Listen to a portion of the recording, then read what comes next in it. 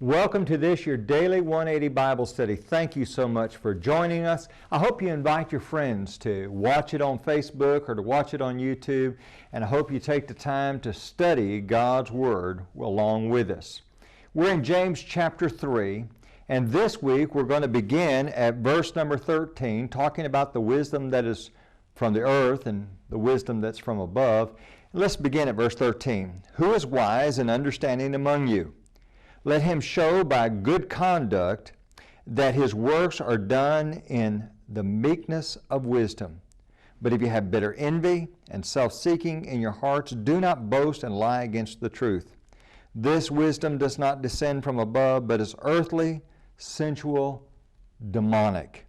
For where envy and self-seeking exist, confusion and every evil thing are there. Self-seeking, selfishness, looking out for number one, and being envious are first cousins, and they go hand in hand. And I want us to talk a little bit this week about envy and about the sin of envy. I want you to think about this. If you heard about a preacher in the community that was guilty of the sin of adultery, he was caught as an adulteress, and you heard that he was committing adultery, what might you think?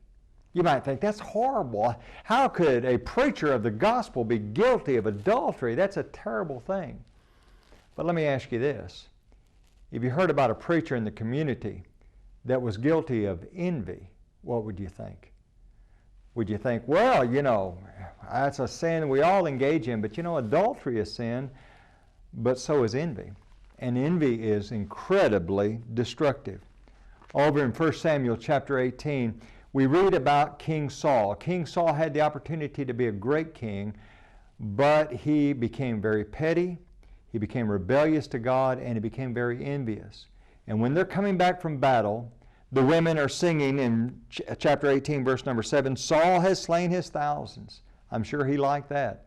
But then they said, and David his 10,000s. And King Saul became envious.